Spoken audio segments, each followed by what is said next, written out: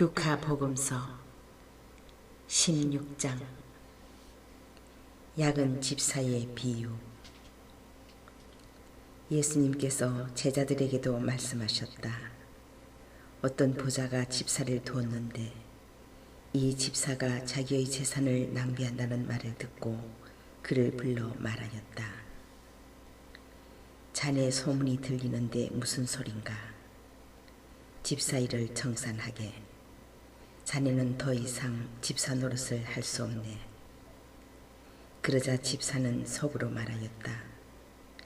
주인이 내게서 집사 자리를 빼앗으려고 하니 어떻게 하지? 땅을 파자니 힘에 붙이고 빌어먹자니 창피한 노릇이다. 옳지, 이렇게 하자. 내가 집사 자리에서 밀려나면 사람들이 나를 저희 집으로 맞아들이게 해야지. 그래서 그는 주인에게 빚진 사람들을 하나씩 불러 첫사람에게 물었다. 내 주인에게 얼마를 빚졌소? 그가 기름 100항아리요 하자 집사가 그에게 당신의 빚 문서를 받으시오. 그리고 얼른 앉아 쉰이라고 적으시오 하고 말하였다. 이어서 다른 사람에게 당신은 얼마를 빚졌소? 하고 물었다. 그가 밀 100섬이요 하자 집사가 그에게 당신의 빚 문서를 받아 80이라고 적으시오 하고 말하였다. 주인은 그 불의한 집사를 칭찬하였다. 그가 영리하게 대처하였기 때문이다. 사실 이 세상의 자녀들이 저희끼리 거래하는 데에는 빛의 자녀들보다 영리하다. 재물을 올바르게 이용하여라. 내가 너희에게 말한다. 불의한 재물로 친구들을 만들어라. 그래서 재물이 없어질 때에 그들이 너희를 영원한 거처로 맞아들이게 하여라. 아주 작은 일에 성실한 사람은 큰 일에도 성실하고 아주 작은 일에 불의한 사람은 큰 일에도 불의하다. 그러니 너희가 불의한 재물을 다루는 데에 성실하지 못하면 누가 너희에게 참된 것을 맡기겠느냐? 또 너희가 남의 것을 다루는 데에 성실하지 못하면 누가 너희에게 너희의 몫을 내주겠느냐? 하느님이냐 재물이냐? 어떠한 종도 두 주인을 섬길 수 없다. 한쪽은 미워하고 다른 쪽은 사랑하며 한쪽은 떠받들고 다른 쪽은 업신여기게 된다. 너희는 하느님과 재물을 함께 섬길 수 없다. 돈을 좋아하는 바리사이들의 참모습. 돈을 좋아하는 바리사이들이 이 모든 말씀을 듣고 예수님을 비웃었다. 그러자 예수님께서 그들에게 이르셨다. 너희는 사람들 앞에서 스스로 의롭다고 하는 자들이다. 그러나 하느님께서는 너희 마음을 아신다. 사실 사람들에게 높이 평가되는 것이 하느님 앞에서는 혐오스러운 것이다. 율법과 하느님의 나라. 율법과 예언자들의 시대는 요한까지다. 그 뒤로는 하느님 나라의 복음이 전해지고 있는데 모두 이 나라에 들어가려고 힘을 쓴다. 율법에서 한 획이 빠지는 것보다 하늘과 땅이 사라지는 것이 더 쉽다. 아내를 버려서는 안 된다. 아내를 버리고 다른 여자와 혼인하는 자는 누구나 간음하는 것이다. 남편에게 버림받은 여자와 혼인하는 것도 간음하는 것이다. 부자와 라자로의 비유. 어떤 부자가 있었는데 그는 자주제국과 고운 아마포 옷을 입고 날마다 즐겁고 호화롭게 살았다. 그의 집 대문 앞에는 라자로라는 가난한 이가 전기투성이 몸으로 누워 있었다. 그는 부자의 식탁에서 떨어지는 것으로 배를 채우기를 간절히 바랐다. 그러나 개들까지 와서 그의 종기를 할곤 하였다. 그러다 그 가난한 이가 죽자 천사들이 그를 아브라함 곁으로 데려갔다. 부자도 죽어 묻혔다. 부자가 저승에서 고통을 받으며 눈을 드니 멀리 아브라함과 그의 곁에 있는 라자로가 보였다. 그래서 그가 소리를 질러 말하였다. 아브라함 할아버지, 저에게 자비를 베풀어 주십시오. 라자로를 보내시어 그 손가락 끝에 물을 찍어 제 혀를 식히게 해 주십시오. 제가 이 불길 속에서 고초를 겪고 있습니다. 그러자 아브라함이 말하였다. 얘야, 너는 살아있는 동안에 좋은 것들을 받았고 라자로는 나쁜 것들을 받았음을 기억하여라. 그래서 그는 이제 여기에서 위로를 받고 너는 고초를 겪는 것이다. 게다가 우리와 너희 사이에는 큰 구렁이 가로놓여 있어 여기에서 너희 쪽으로 건너가려 해도 갈 수 없고 거기에서 우리 쪽으로 건너오려 해도 올 수 없다. 부자가 말하였다. 그렇다면 할아버지, 제발 라자로를 제 아버지 집으로 보내주십시오. 저에게 5 형제가 있는데 라자로가 그들에게 경고하여 그들만은 이 고통스러운 곳에 오지 않게 해 주십시오.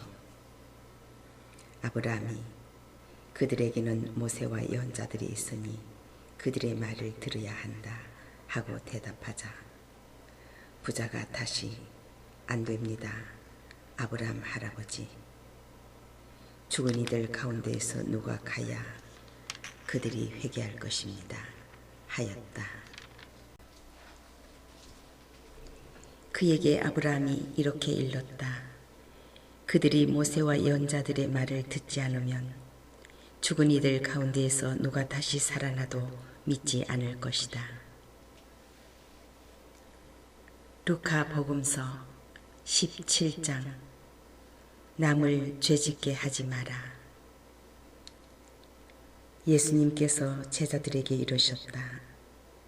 남을 죄짓게 하는 일이 일어나지 않을 수는 없다. 그러나 불행하여라 그러한 일을 저지르는 자. 이 작은 이들 가운데 하나라도 죄짓게 하는 것보다 연자매를 목에 걸고 바다에 내던져지는 편이 낫다. 너희는 스스로 조심하여라. 형제가 죄를 지으면 몇 번이고 용서하여라. 네 형제가 죄를 짓거든 꾸짖고 회개하거든 용서하여라. 그가 너에게 하루에도 7번 죄를 짓고 7번 돌아와 회개합니다 하면 용서해 주어야 한다. 믿음의 힘. 사도들이 주님께 저희에게 믿음을 더하여 주십시오 하고 말하였다. 그러자 주님께서 이르셨다. 너희가 겨자씨 한 알만한 믿음이라도 있으면 이 돌무화과 나무들어 뽑혀서 바다에 심겨라 하더라도 그것이 너희에게 복종할 것이다. 겸손하게 섬겨라. 너희 가운데 누가 밭을 갈거나 양을 치는 종이 있으면 들에서 돌아오는 그 종에게 어서 와 식탁에 앉아라 하겠느냐. 오히려 내가 먹을 것을 준비하여라. 그리고 내가 먹고 마시는 동안 허리에 띠를 메고 시중을 들으라. 그런 다음에 먹고 마셔라 하지 않겠느냐. 종이 분부를 받은 대로 하였다고 해서 주인이 그에게 고마워하겠느냐.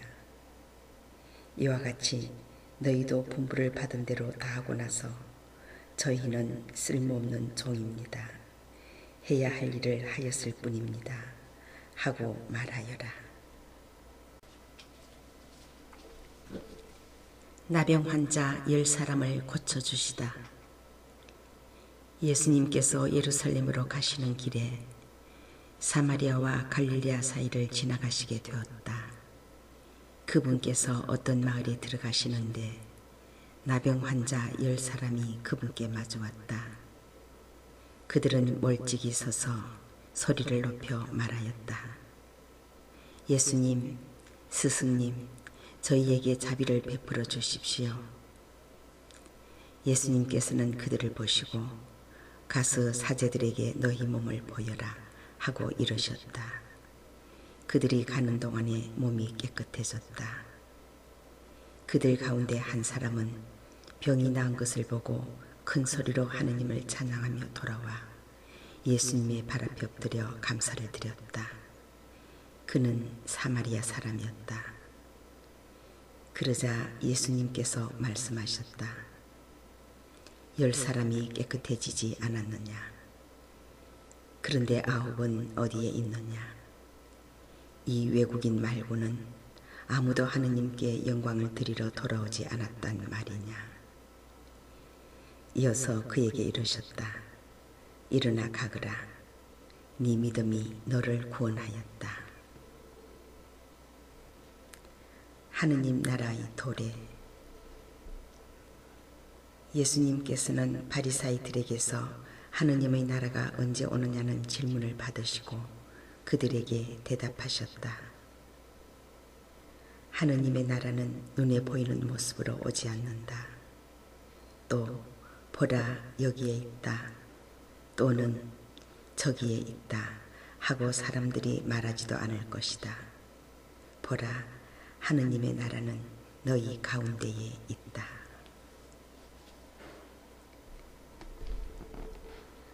사람의 아들의 날. 예수님께서 제자들에게 이르셨다. 너희가 사람의 아들의 날을 하루라도 보려고 갈망할 때가 오겠지만 보지 못할 것이다. 사람들이 너희에게 보라 저기에 계시다 또는 보라 여기에 계시다 할 것이다. 그러나 너희는 나서지도 말고 따라가지도 마라. 번개가 치면 하늘 이쪽 끝에서 하늘 저쪽 끝까지 비추는 것처럼 사람의 아들도 자기의 날에 그러할 것이다. 그러나 그는 먼저 많은 고난을 겪고 이 세대에게 배척을 받아야 한다. 사람의 아들의 날에도 노아 때와 같은 일이 일어날 것이다. 노아가 방주에 들어가는 날까지 사람들은 먹고 마시고 장가들고 시집가고 하였는데 홍수가 닥쳐 그들을 모두 멸망시켰다. 또한 롯 때와 같은 일이 일어날 것이다. 사람들은 먹고 마시고 사고 팔고 심고 짓고 하였는데 롯이 소돔을 떠난 그날에 하늘에서 불과 유황이 쏟아져 그들을 모두 멸망시켰다. 사람의 아들이 나타나는 날에도 그와 똑같을 것이다. 그날 옥상에 있는 이는 세간이 집안에 있더라도 그것을 꺼내려 내려가지 말고 마찬가지로 들에 있는 이도 뒤로 돌아서지 마라. 너희는 롯의 아내를 기억하여라. 제 목숨을 보존하려고 애쓰는 사람은 목숨을 잃고 목숨을 잃는 사람은 목숨을 살릴 것이다. 내가 너희에게 말한다. 그날 밤에 두 사람이 한 침상에 있으면 하나는 데려가고 하나는 버려둘 것이다. 두 여자가 함께 맷돌질을 하고 있으면 하나는 데려가고 하나는 버려둘 것이다. 제자들이 예수님께 주님 어디에서 말입니까? 하고 묻자 예수님께서 그들에게 이르셨다.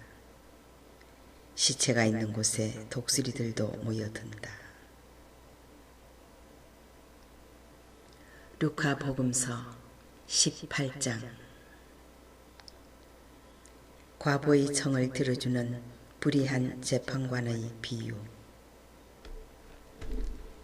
예수님께서는 낙심하지 말고 끊임없이 기도해야 한다는 뜻으로 제자들에게 비유를 말씀하셨다. 어떤 고을에 하느님도 두려워하지 않고 사람도 대수롭지 않게 여기는 한 재판관이 있었다. 또 그 고을에는 과부가 한 사람이 있었는데 그는 줄곧 그 재판관에게 가서 저와 저희 적대자 사이에 올바른 판결을 내려주십시오 하고 졸랐다. 재판관은 한동안 들어주려고 하지 않다가 마침내 속으로 말하였다. 나는 하느님도 두려워하지 않고 사람도 대수롭지 않게 여기지만 저 과부가 나를 이토록 귀찮게 하니 그에게는 올바른 판결을 내려주어야겠다. 그렇게 하지 않으면 끝까지 찾아와서 나를 괴롭힐 것이다. 주님께서 다시 이르셨다. 이 불의한 재판관이 하는 말을 새겨들으라. 하느님께서 당신께 선택된 이들이 밤낮으로 부르짖는데 그들에게 올바른 판결을 내려주지 않으신 채 그들을 두고 미적거리시겠느냐. 내가 너희에게 말한다. 하느님께서는 그들에게 지체 없이 올바른 판결을 내려주실 것이다. 그러나 사람의 아들이 올 때에 이 세상에서 믿음을 찾아볼 수 있겠느냐. 바리사이와 세리의 비유. 예수님께서는 또 스스로 의롭다고 자신하며 다른 사람들을 업신여기는 자들에게 이 비유를 말씀하셨다. 두 사람이 기도하러 성전에 올라갔다. 한 사람은 바리사이였고 다른 사람은 세리였다. 바리사이는 꼿꼿이 서서 혼잣말로 이렇게 기도하였다. 오 하느님, 제가 다른 사람들, 강도짓을 하는 자나 불의를 저지르는 자나 간음을 하는 자와 같지 않고 저 세리와도 같지 않으니 하느님께 감사드립니다. 저는 일주일에 2번 단식하고 모든 소득의 11조를 바칩니다. 그러나 세리는 멀찍이 서서 하늘을 향하여 눈을 들 엄두도 내지 못하고 가슴을 치며 말하였다. 오 하느님, 이 죄인을 불쌍히 여겨주십시오. 내가 너희에게 말한다. 그 바리사이가 아니라 이 세리가 의롭게 되어 집으로 돌아갔다. 누구든지 자신을 높이는 이는 낮아지고 자신을 낮추는 이는 높아질 것이다. 어린이들을 사랑하시다. 사람들이 아이들까지 예수님께 데리고 와서 그들을 쓰다듬어 달라고 하였다. 그러자 제자들이 사람들을 꾸짖었다. 예수님께서는 그 아이들을 가까이 불러놓고 이르셨다. 어린이들이 나에게 오는 것을 막지 말고 그냥 놔두어라. 사실 하느님의 나라는 이 어린이들과 같은 사람들의 것이다. 내가 진실로 너희에게 말한다. 어린이와 같이 하느님의 나라를 받아들이지 않는 자는 결코 그곳에 들어가지 못한다. 하느님의 나라와 부자. 어떤 권력가가 예수님께 선하신 스승님, 제가 무엇을 해야 영원한 생명을 받을 수 있습니까? 하고 물었다. 그러자 예수님께서 그에게 이르셨다. 어찌하여 나를 선하다고 하느냐? 하느님 한 분 외에는 아무도 선하지 않다. 너는 계명들을 알고 있지 않느냐? 간음해서는 안 된다. 살인해서는 안 된다. 도둑질해서는 안 된다. 거짓 증언을 해서는 안 된다. 아버지와 어머니를 공경하여라. 그가 예수님께 그런 것들은 제가 어려서부터 다 지켜왔습니다 하고 대답하였다. 예수님께서는 이 말을 들으시고 그에게 이르셨다. 너에게 아직 모자란 것이 하나 있다. 가진 것을 다 팔아 가난한 이들에게 나누어 주어라. 그러면 네가 하늘에서 보물을 차지하게 될 것이다. 그리고 와서 나를 따르라. 그는 이 말씀을 듣고 매우 슬퍼하였다. 그가 큰 부자였기 때문이다. 예수님께서는 그가 매우 슬퍼하는 것을 보고 말씀하셨다. 재물을 많이 가진 자들이 하느님 나라에 들어가기는 참으로 어렵다. 부자가 하느님 나라에 들어가는 것보다 낙타가 바늘귀로 들어가는 것이 더 쉽다. 이 말씀을 들은 사람들은 그러면 누가 구원받을 수 있는가 하고 말하였다. 예수님께서 이르셨다. 사람에게는 불가능한 것이라도 하느님께는 가능하다. 따름과 보상. 그때에 베드로가 말하였다. 보시다시피 저희는 가진 것을 버리고 스승님을 따랐습니다. 예수님께서 그들에게 말씀하셨다. 내가 진실로 너희에게 말한다. 누구든지 하느님의 나라 때문에 집이나 아내, 형제나 부모나 자녀를 버린 사람은 현세에서 여러 곱절로 되받을 것이고 내세에서는 영원한 생명을 받을 것이다. 순환과 부활을 세 번째로 예고하시다. 예수님께서 12 제자를 데리고 가시며 그들에게 이르셨다. 보다시피 우리는 예루살렘으로 올라가고 있다. 이제 사람의 아들에 관하여 예언자들이 기록한 모든 일이 이루어질 것이다. 사람의 아들은 다른 민족 사람들에게 넘겨질 터인데 그들은 사람의 아들을 조롱하고 모욕하며 침뱉을 것이다. 또 채찍질하고 나서 그를 죽일 것이다. 그러나 사람의 아들은 사흘 만에 다시 살아날 것이다. 제자들은 이 말씀 가운데 아무것도 깨닫지 못하였다. 이 말씀의 뜻이 그들에게 감추어져 있어서 말씀하신 것을 알아듣지 못하였던 것이다. 예리코에서 눈먼 이를 고치시다. 예수님께서 예리코에 가까이 이르셨을 때의 일이다. 어떤 눈먼이가 길가에 앉아 구걸 하고 있다가 군중이 지나가는 소리를 듣고 무슨 일이냐고 물었다. 사람들이 그에게 나자렛 사람 예수님께서 지나가신다 하고 알려주자 그가 예수님 다윗의 자손이시여 저에게 자비를 베풀어 주십시오 하고 부르짖었다. 앞서 가던 이들이 그에게 잠자코 있으라고 꾸짖었지만 그는 더욱 큰 소리로 다윗의 자손이시여 저에게 자비를 베풀어 주십시오 하고 외쳤다. 예수님께서 걸음을 멈추시고 그를 데려오라고 분부하셨다. 그가 가까이 다가오자 예수님께서 그에게 물으셨다. 내가 너에게 무엇을 해주기를 바라느냐? 그가 주님, 제가 다시 볼 수 있게 해주십시오 하였다. 예수님께서 그에게 다시 보아라. 네 믿음이 너를 구원하였다 하고 이르시니 그가 즉시 다시 보게 되었다. 그는 하느님을 찬양하며 예수님을 따랐다. 군중도 모두 그것을 보고 하느님께 찬미를 드렸다. 루카 복음서 19장. 예수님과 자케오. 예수님께서 예리코에 들어가시어 거리를 지나가고 계셨다. 마침 거기에 자케오라는 사람이 있었는데 그는 세관장이고 또 부자였다. 그는 예수님께서 어떤 분이신지 보려고 애썼지만 군중에 가려 볼 수가 없었다. 키가 작았기 때문이다. 그래서 앞질러 달려가 돌 무화과 나무로 올라갔다. 그곳을 지나시는 예수님을 보려는 것이었다. 예수님께서 거기에 이르러 위를 쳐다보시며 그에게 이르셨다.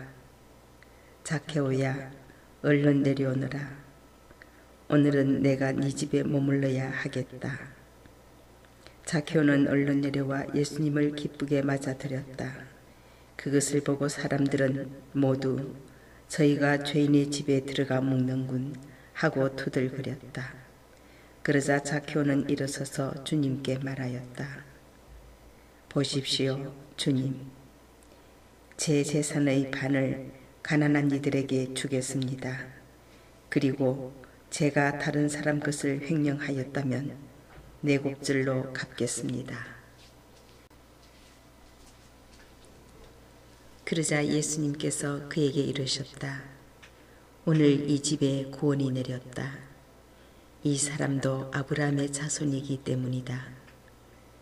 사람의 아들은 이런 이들을 찾아 구원하러 왔다.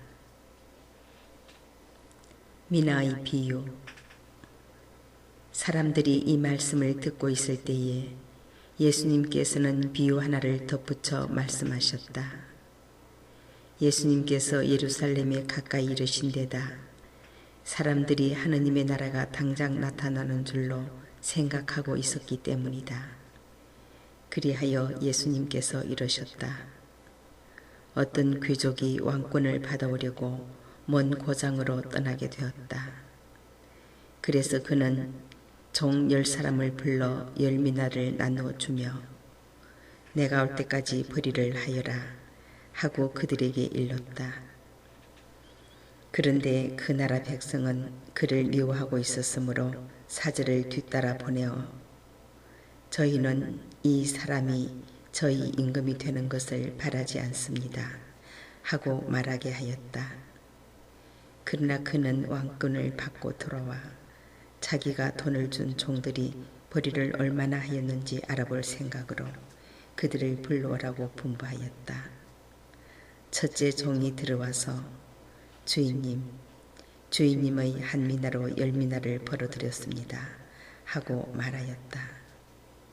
그러자 주인이 그에게 일렀다. 잘하였다, 착한 종아. 네가 아주 작은 일에 성실하였으니 10고을을 다스리는 고난을 가져라. 그 다음에 둘째 종이 와서 주인님의 한 미나로 5미나를 만들었습니다 하고 말하였다. 주인은 그에게도 일렀다. 너도 5고을을 다스려라. 그런데 다른 종은 와서 이렇게 말하였다. 주인님의 한 미나가 여기에 있습니다. 저는 이것을 수건에 싸서 보관해 두었습니다. 주인님께서 냉혹하신 분이어서 가져다 놓지 않은 것을 가져가시고 뿌리지 않은 것을 거두어 가시기에 저는 주인님이 두려웠습니다. 그러자 주인이 그에게 말하였다. 이 악한 종아, 나는 네 입에서 나온 말로 너를 심판한다. 내가 냉혹한 사람이어서 가져다 놓지 않은 것을 가져가고 뿌리지 않은 것을 거두어 가는 줄로 알고 있었더란 말이냐. 그렇다면 어찌하여 내 돈을 은행에 넣지 않았더냐. 그리하였으면 내가 돌아왔을 때 내 돈에 이자를 붙여 되찾았을 것이다. 그러고 나서 곁에 있는 이들에게 일렀다. 저자에게서 그 한 미나를 빼앗아 10미나를 가진 이에게 주어라. 그러자 그들이 주인에게 말하였다. 주인님, 저희는 10미나나 가지고 있습니다. 내가 너희에게 말한다. 누구든지 가진 자는 더 받고 가진 것이 없는 자는 가진 것마저 빼앗길 것이다. 그리고 내가 저희들의 임금이 되는 것을 바라지 않은 그 원수들을 이리 끌어다가 내 앞에서 처형하여라. 예루살렘에 입성하시다. 예수님께서는 이 말씀을 하시고 앞장서서 예루살렘으로 오르는 길을 걸어가셨다. 올리브산이라고 불리는 곳 근처 벳파게와 베타니아에 가까이 이르셨을 때 예수님께서 제자들을 보내며 말씀하셨다. 맞은쪽 동네로 가거라. 그곳에 들어가면 아직 아무도 탄 적이 없는 어린 나귀 한 마리가 매여 있는 것을 보게 될 것이다. 그것을 풀어 끌고 오너라. 누가 너희에게 왜 푸는 거요? 하고 묻거든 이렇게 대답하여라. 주님께서 필요하시답니다. 분부를 받은 이들이 가서 보니 예수님께서 말씀하신 그대로였다. 그래서 그들이 어린 나귀를 푸는데 그 주인이 왜 그 어린 나귀를 푸는 거요? 하고 물었다. 그들은 주님께서 필요하시답니다. 하고 대답하였다. 그리고 그 어린 나귀를 예수님께 끌고 와 그 위에 자기들의 겉옷을 걸치고 예수님을 거기에 올라타시게 하였다. 예수님께서 나아가실 때에 그들은 자기들의 겉옷을 길에 깔았다.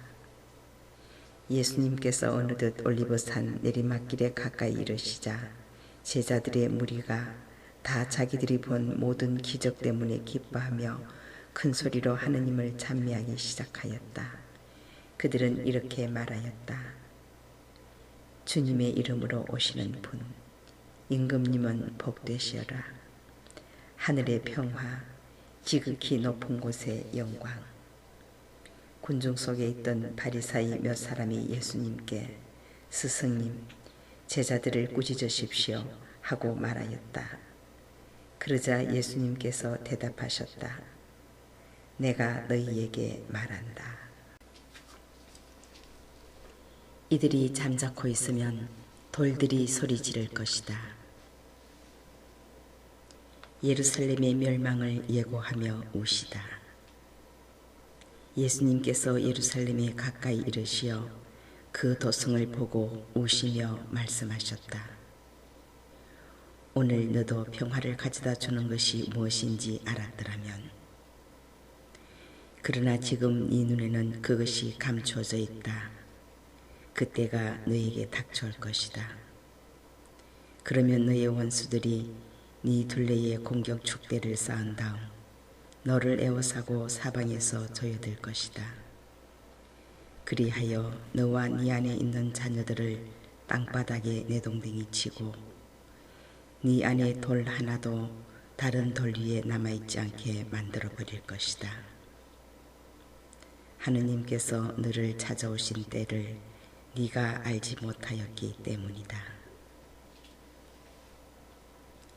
성전을 정화하시다. 예수님께서 성전에 들어가시어 물건을 파는 이들을 쫓아내기 시작하시며 그들에게 말씀하셨다. 나의 집은 기도의 집이 될 것이다 라고 기록되어 있다. 그런데 너희는 이곳을 강도들의 소굴로 만들어 버렸다.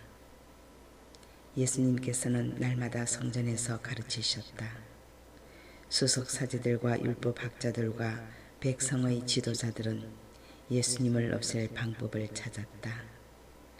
그러나 어떻게 해야 하는지 그 방도를 찾지 못하였다. 온 백성이 그분의 말씀을 듣느라고 곁을 떠나지 않았기 때문이다. 루카 복음서 20장. 예수님의 고난을 문제 삼다. 예수님께서 어느 날 성전에서 백성을 가르치시며 복음을 전하고 계시는데 수석사제들과 율법학자들이 원로들과 함께 다가와 예수님께 말하였다. 당신이 무슨 고난으로 이런 일을 하는지 또 당신에게 그러한 고난을 준 이가 누구인지 말해보시오. 그러자 예수님께서 그들에게 말씀하셨다. 나도 너희에게 한 가지 물을 더이니 대답해 보아라. 요한의 세례가 하늘에서 온 것이냐 아니면 사람에게서 온 것이냐. 그들은 저희끼리 서로 의논하였다. 하늘에서 왔다 하면 어찌하여 그를 믿지 않았느냐 하고 말할 것이요. 그렇다고 사람에게서 왔다 하면 온 백성이 요한을 예언자로 확신하고 있으니 그들이 돌을 던져 우리를 죽일 것이요. 그래서 그들은 어디에서 왔는지 모른다고 대답하였다. 그러자 예수님께서 그들에게 말씀하셨다. 나도 무슨 권한으로 이런 일을 하는지 너희에게 말하지 않겠다.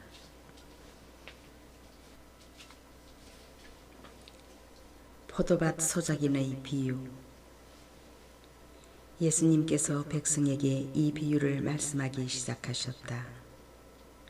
어떤 사람이 포도밭을 일구어 소작인들에게 내주고 오랫동안 멀리 떠나 있었다.